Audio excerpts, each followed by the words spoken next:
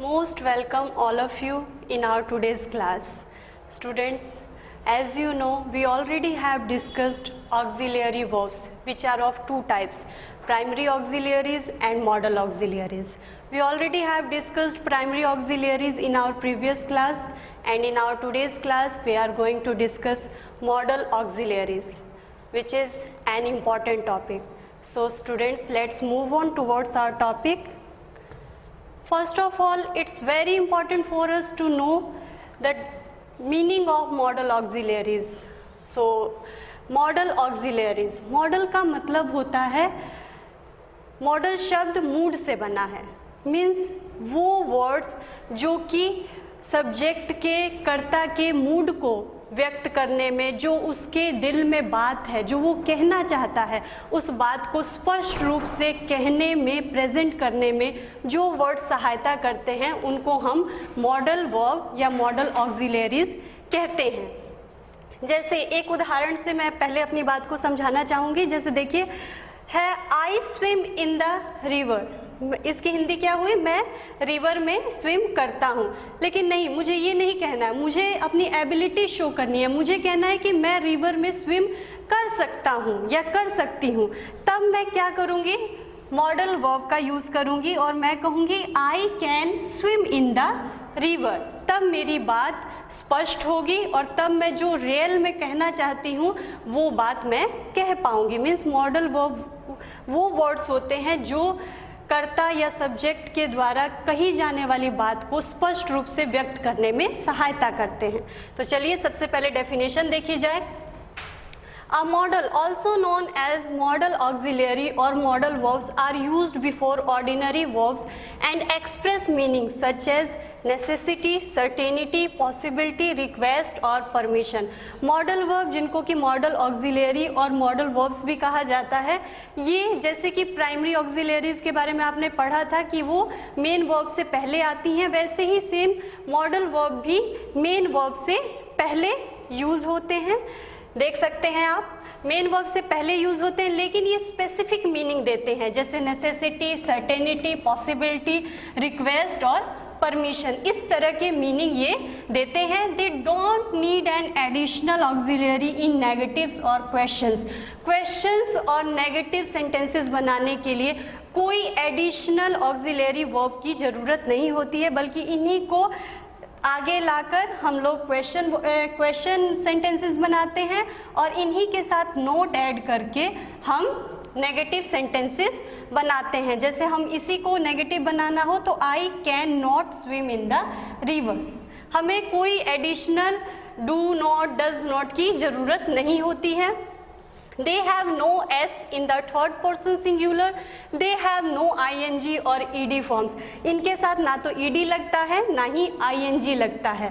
The verbs can, could, may, might, must, shall, should, will, would, ought to, need, dare and used to are called modal verbs और modals. सो ये है आपकी definition. Hope कि आपने समझ लिया होगा कि मॉडल वर्ब का मीनिंग क्या है। नाउ स्टूडेंट्स, हम एक एक करके मॉडल वर्ब्स को अब समझेंगे।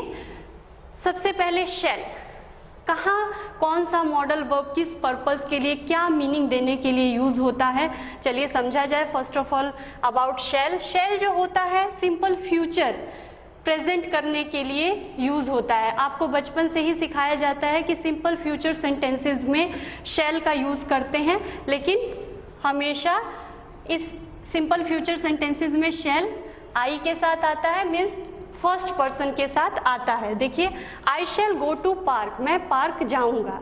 जहाँ गा, गे, गी इस तरह के सेंटेंसेस होते हैं, मीन्स फ्यूचर सेंटेंसेस होते हैं, वहाँ हम सिंपल फ्यूचर सेंटेंसेस में क्या यूज़ करते हैं, शैल यूज़ करते हैं। क्लियर होगा आपको। अब जो नेक्स्ट यूज़ है एज अ मॉडल वर्ब, जो इसका यूज़ होता है वो प्रॉमिस, डिटर्मिनेशन और कमांड का सेंस देने के लिए होता है।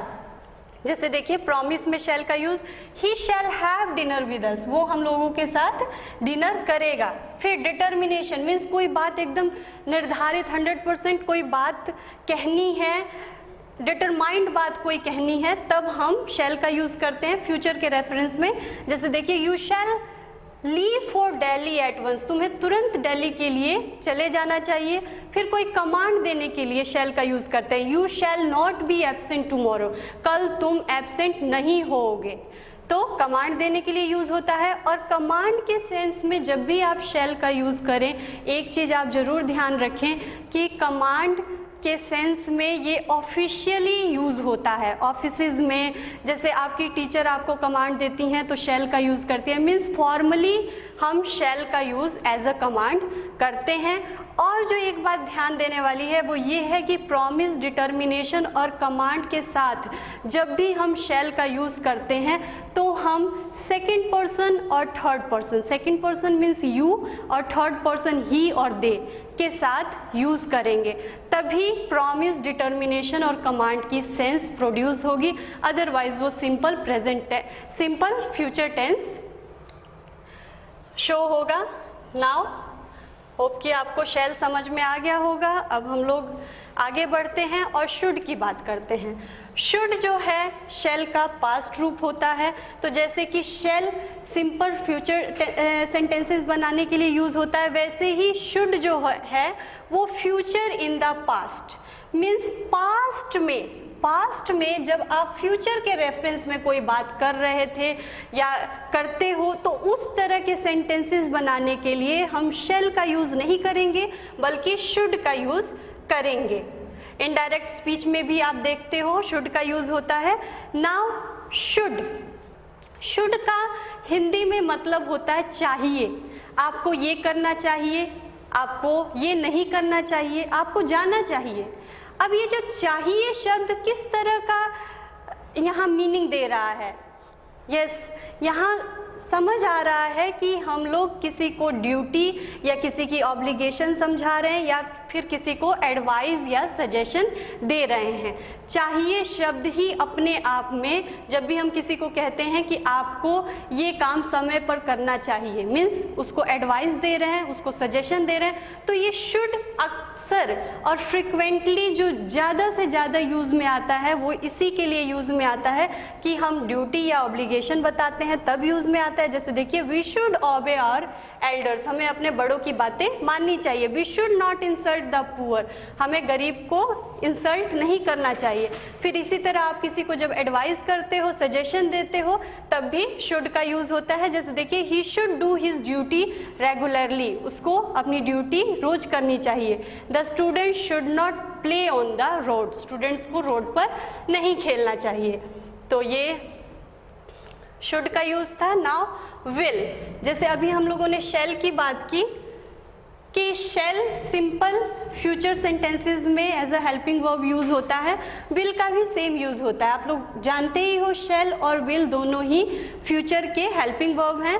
तो सिंपल फ्यूचर सेंटेंसेस जब आप फॉर्म करते हो तो सेकंड पर्सन और third person, second person you and third person he, she या दे, उनके साथ हम लोग क्या यूज़ करते हैं? सिंपल फ्यूचर सेंटेंसेस बनाने के लिए विल का यूज़ करते हैं। देखिए, Ram will play cricket, Ram क्या है? ही है, थर्ड पर्सन है, तो थर्ड पर्सन के साथ हम लोग विल का सिंपल फ्यूचर सेंटेंसेस बनाने में यूज़ करते हैं। फिर इसका भी सेम यूज़ है, जैसे शेल का यूज़ डिटर्मिनेशन प्रॉमिस के लिए होता है, इसका भी प्रॉमिस, डिटर्मिनेशन, थ्रेट के लिए यूज़ होता है। और देखिए, पहले एग्जाम्पल देख लीजिए, I will give you my car, promise किया है, प्रॉमिस का सेंस आ रहा है मैं तुम्हें अपनी कार दूंगा। We will try to help our friends, poor friends, हम अपने पुअर फ्रेंड्स को हेल्प करने की कोशिश करेंगे। फिर इसी तरह से डिटर्मिनेशन या थ्रेट जब किसी को देना हो फ्यूचर के रेफरेंस में, तो देखिए, I will find out what is the root cause, मैं ये पता लगा के रहूँगा कि क्या रूट कोज है। I will teach him a lesson, मैं उसको सबक सिखा के रहूँगा। तो इस तरह से प्रॉमिस, डिटर्मिनेशन के लिए विल का यूज़ होता है। जैसे हम लोगों ने शेल में पढ़ा कि शेल फर्स्ट पर्सन के साथ सिंपल फ्यूचर सेंटेंस में यूज़ होगा, लेकिन सेकंड पर्सन और थर्ड पर्सन के साथ प्रॉमिस और डिटर्मिनेशन के तौर पे यूज़ होगा।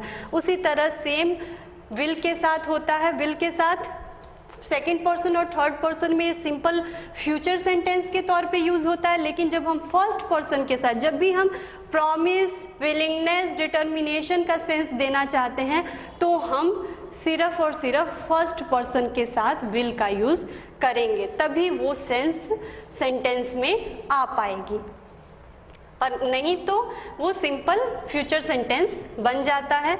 फिर देखिए वुड का यूज़, वुड विल का पास्ट रूप होता है would.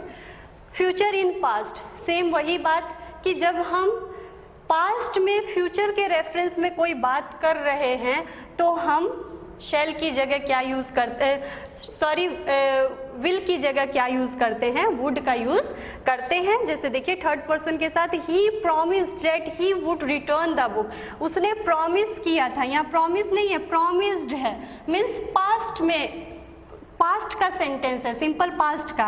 He promised that he would return the book, उसने प्रॉमिस किया था कि वो बुक रिटर्न कर देगा, फ्यूचर में करेगा, तो यहाँ विल ना आके वुड आएगा क्योंकि ये सेंटेंस कब का है, पास्ट टेंस का सेंटेंस है। नाउ पोलाइट रिक्वेस्ट, जो सबसे ज़्यादा फ्रीक्वेंट यूज़ होता है वुड का, वो होता है पोलाइट रिक्वेस्ट करने के लिए, फॉर्मली किसी से रिक्वेस्ट करने के लिए। आप अक्सर अपने आसपास सुनते होंगे, जब भी आप किसी को बहुत ही पोलाइटनेस के साथ कुछ मांगते हो, कोई रिक्वेस्ट करते हो, तो वुड का यूज़ किया जाता है। देखिए would you please help me, क्या आप मेरी सहायता करोगे, तो पोलाइट रिक्वेस्ट के लिए होता है, ये आपको हमेशा याद रखना है। फिर frequent happenings of the past, कोई काम, कोई भी चीज़ पास्ट में लगातार हो रही थी या होती थी, ऐसी हैपनिंग्स, ऐसे काम को बताने के लिए वुड का यूज़ होता है। Every day I would go to play tennis, मैं हर रोज़ टेनिस खेलने जाया करता था। बच्चों मैं यहाँ एक चीज़ और आपको बता देना चाहूँगी कि frequent happenings of the past को बताने के लिए यूज टू का भी यूज़ होता है, जिसको हम आगे डिस्कस करेंगे। लेकिन जो यूज टू का यूज़ होता है वो इनफॉर्मल यूज़ होता है, आप जनरली यूज़ करते हो, कहीं भी यूज़ कर सकते हो। लेकिन वुड तब यूज़ होता है जब आपको फॉर्मेलिटी पे करनी हो, बहुत फॉर्मल हो के अपनी बात पोलाइटनेस के साथ अपनी बात कहनी हो, तो आप वुड का यूज़ करते हो। नाउ कैन, कैन से आप सब लोग फैमिलियर हो, कैन मैं ये कर सकता हूँ, इसका मतलब ही होता है सकना, मैं ये कर सकता हूँ, या फिर क्या मैं ये कर सकता हूँ, क्या मैं ये कर सकता हूँ मीन्स परमिशन ले रहे हो, और मैं ये कर सकता हूँ तो एबिलिटी शो कर रहे हो, मीन्स कि इसका use power, ability, capacity show करने के लिए होता है। और जो सेकेंड यूज़ होता है वो परमिशन के लिए यूज़ होता है। जैसे आई कैन जंप, यहाँ क्या है, आपकी आप जो इस तरह का सेंटेंस यूज़ करते हो, इस तरह की बात कहते हो कि मैं जंप कर सकता हूँ, तो आप अपनी क्या कैपेसिटी, एबिलिटी ही तो शो कर रहे हो। फिर can you lift this box, अब यहाँ भी इस सेंटेंस में भी क्या बात हो रही है, एबिलिटी और कैपेसिटी की ही बात हो रही है दूसरे पर्सन की, क्या तुम इसको लिफ्ट कर सकते हो, उठा सकते हो, तो ये पावर, एबिलिटी, कैपेसिटी को शो करने के लिए कैन का यूज़ होता है। जो दूसरा यूज़ है परमिशन के लिए यूज़ होता है, किसी को परमिशन देने या परमिशन मांगने के लिए यूज़ होता है। देखिए you can eat this mango, तुम ये मैंगो खा सकते हो, यू कैन गो नाउ, अब तुम जा सकते हो। लेकिन जो कैन का यूज़ है परमिशन के लिए, ये इनफॉर्मली यूज़ किया जाता है। मीन्स जैसे आप अक्सर अपने दोस्तों से पेन मांगते हो तो आप क्या कहोगे, can I have your pen please, क्या मैं तुम्हारा पेन ले सकता हूँ। लेकिन जब आप अपने बड़ों से परमिशन मांगते हो तब आप कैन का यूज़ नहीं कर सकते हो, क्योंकि वहाँ आपको फॉर्मल होना पड़ता है। तो इनफॉर्मली आप किसी से, अपनी उम्र के लोगों से जब बात कर रहे हो या जहाँ आपको फॉर्मेलिटी पे नहीं करनी है, वहाँ परमिशन के लिए आप कैन का यूज़ कर सकते हो। नाउ कुड, कुड का यूज़ भी कैन का ही पास्ट रूप होता है। कुड का यूज़ जैसे प्रेजेंट की एबिलिटी को दिखाने के लिए कैन का यूज़ होता है, वैसे ही पास्ट की एबिलिटी को दिखाने के लिए, पावर को दिखाने के लिए कुड का यूज़ होता है। In her childhood she could dance very well, अपने चाइल्डहुड में वो बहुत अच्छा डांस करती थी या कर सकती थी। और पोलाइट रिक्वेस्ट के लिए कुड का यूज़ होता है, जैसे कैन का यूज़ होता है वैसे ही कुड का भी पोलाइट रिक्वेस्ट, कुछ मांगने के लिए, परमिशन मांगने के लिए यूज़ होता है। लेकिन जैसे वुड यूज़ होता है फॉर्मली रिक्वेस्ट के लिए, वैसे ही कुड भी फॉर्मली रिक्वेस्ट के लिए यूज़ होता है। जहां आप फॉर्मेलिटी के साथ बहुत ही जेंटलमैन हो के कोई बात अपनी कह रहे हो या जेंटलमैन बन के आपको कुछ मांगना है किसी से, तब आप कुड का यूज़ करते हो। Could you please give me your pen, please आप अपना पेन देंगे। लेकिन आप जब अपने दोस्तों से मांगते हो वहाँ कोई फॉर्मेलिटी नहीं पे करनी है, तब उस टाइम आप कैन का यूज़ कर सकते हो। नाउ मे का हिंदी में अर्थ होता है सकना। ये हो सकता है, ये नहीं हो सकता है, मीन्स कि ये जो इसका यूज़ होता है वो पॉसिबिलिटी के लिए यूज़ होता है। अक्सर आप अपने आसपास लोगों को कहते सुनते होंगे मे बी, शायद हो सकता है, मीन्स प्रोबेबिलिटी शो करने के लिए, पॉसिबिलिटी शो करने के लिए यूज़ होता है। इसके साथ साथ और भी कुछ यूजेस होते हैं। देखिए विश, जब भी आप किसी को वेल विश करते हो तब आप मे का यूज़ करते हो। मे यू लिव लॉन्ग, आपकी लंबी उम्र हो, मीन्स विश करने के लिए हम लोग मे का यूज़ करते हैं। फिर पर्पज़ के लिए यूज़ होता है कि वो ये काम कर रहा है ताकि ये हो सके, उसमें भी सके का भाव आता है, तो मे का यूज़ होता है। ही वर्क्स हार्ड, वो कठिन परिश्रम करता है। डैट ही मे पास, ताकि वो पास हो सके, तो मे का यूज़ होता है यहाँ। फिर पॉसिबिलिटी, पॉसिबिलिटी जहाँ किसी काम के होने की, करने की पॉसिबिलिटी हो कि ये हो सकता है, डिटरमाइंड नहीं है, बस पॉसिबिलिटी है, तो मे का यूज़ होता है। इट मे रेन टुडे, आज बारिश हो सकती है। फिर परमिशन के लिए यूज़ होता है, जो कि आप बचपन से ही यूज़ करते आए हो। फॉर्मली परमिशन, अपने बड़ों से जब भी आप परमिशन मांगते हो बच्चों, तो आप हमेशा मे का यूज़ करते हो। मे आई कम इन, मे आई गो आउटसाइड द क्लास, ऐसे आप परमिशन के लिए मे का यूज़ करते हो। फिर आता है माइट। माइट मे का पास्ट रूप, मीन्स की पॉसिबिलिटी इन पास्ट, पास्ट में कोई ऐसी बात कही जा रही थी जो पॉसिबिलिटी से रिलेटेड थी, तो वो वहाँ पे हम लोग मे की जगह माइट का यूज़ करते हैं।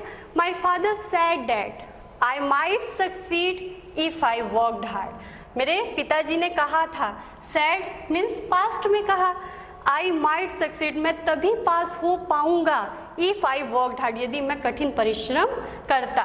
तो ये पॉसिबिलिटी इन पास्ट के सेंस में यूज़ होता है। फिर रिमोट पॉसिबिलिटी, जहाँ बहुत कम पॉसिबिलिटी होती है किसी के काम के करने की, होने की, वहाँ हम लोग माइट का यूज़ करते हैं।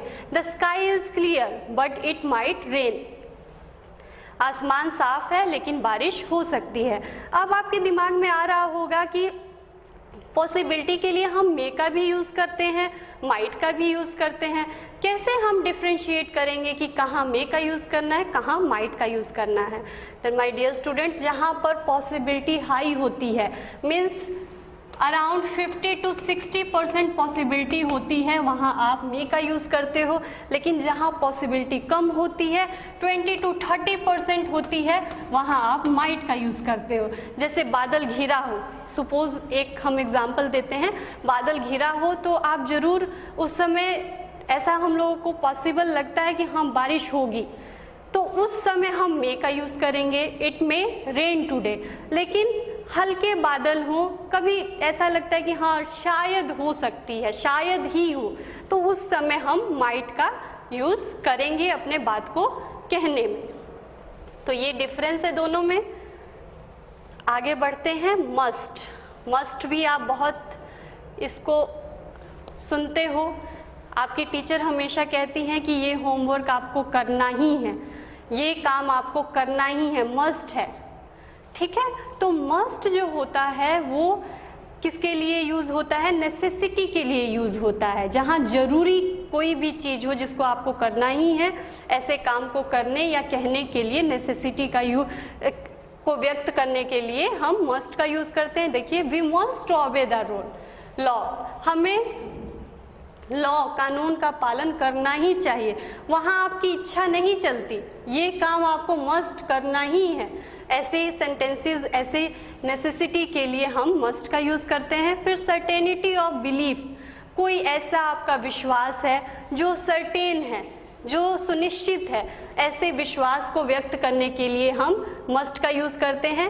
He must be a thief, वो ज़रूर एक थीफ होगा, ज़रूर वो एक चोर होगा। तो ऐसे सेंसेस को प्रकट करने के लिए, एक्सप्रेस करने के लिए हम मस्ट का यूज़ करते हैं। Now next is ought to. Ought to जो यूज़ होता है वो शुड के सेंस में यूज़ होता है। शुड आपको पीछे पढ़ाया गया, शुड कब यूज़ होता है, जब आप चाहिए का सेंस, मीन्स आपको ये करना चाहिए, किसी को की ड्यूटी आप रियलाइज़ करा रहे हो, किसी को परमिशन दे रहे हो, तो इस तरह से आप शुड का यूज़ करते हो। शुड की जगह ऑट टू का भी यूज़ किया जा सकता है, लेकिन थोड़ा सा डिफरेंस होता है। बस डिफरेंस ये होता है कि ये मॉरल ड्यूटी को रियलाइज़ कराने के लिए, वहाँ ड्यूटी और ऑब्लिगेशन को रियलाइज़ कराने के लिए शुड का यूज़ हो रहा था, लेकिन जब आपको कोई मॉरल ड्यूटी किसी की रियलाइज़ करानी हो, नैतिक कर्तव्य का आभास कराना हो, तो उस समय आप ऑट टू का यूज़ करते हो। जैसे you ought to obey your elders, आपको अपने एल्डर्स की बात माननी चाहिए, तो आप ऐसे मॉरल ड्यूटीज़ के लिए क्या करते हो, ऑट टू का यूज़ करते हो। नेक्स्ट, स्ट्रॉन्ग पॉसिबिलिटी, कोई काम के होने की स्ट्रॉन्ग पॉसिबिलिटी होती है कि हाँ ये व्यक्ति यहाँ होगा, ये काम ऐसे हो रहा होगा, तो आप ऑट टू का यूज़ करते हो। लेकिन ऑट टू का यूज़ वहाँ किया जाता है जहाँ आप उस बात को व्यक्त करने के लिए फॉर्मल होना है, आपको फॉर्मली, बहुत ही इज्जत के साथ, बहुत ही फॉर्मेलिटी पे करते हुए आपको अपनी बात कहनी है, तो ऑट टू का यूज़ किया जाता है। देखिए, जैसे the principal ought to be in office, principal office में होंगे या होंगी। आपसे कोई पूछता है प्रिंसिपल मैम कहाँ हैं या सर कहाँ हैं, तो आप शुड का यूज़ नहीं कर सकते हो उनके लिए, क्योंकि आपको फॉर्मली अपनी बात एक्सप्रेस करनी है, और ऐसे फॉर्मली बातों को एक्सप्रेस करने के लिए ऑट टू का यूज़ होता है स्ट्रॉन्ग पॉसिबिलिटी के केस में। नाउ नीड, नीड जो होता है जरूरी, ज़रूरत, यही इसका हिंदी मीनिंग होता है। मीन्स नीड का यूज़ ज़रूरत के लिए किया जाता है। जब भी आप ये कहना चाहते हो मुझे इसकी ज़रूरत है, आई नीड इट, तो आप नीड का यूज़ करते हो। लेकिन as a modal verb need का नेगेटिव सेंस में यूज़ होता है।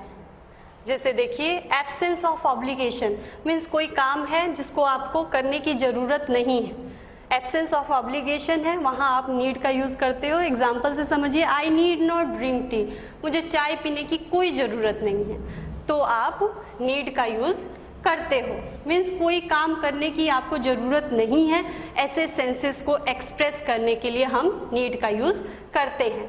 फिर unnecessary events in past, past में कोई ऐसे इवेंट्स हो रहे थे, ऐसे काम आपने किए जिनको करने की ज़रूरत ही नहीं थी, ऐसे कामों को किसी को बताना हो, किसी के सामने एक्सप्रेस करना हो, तो आप नीड का यूज़ करते हो, लेकिन नेगेटिव सेंस में ही यूज़ होता है।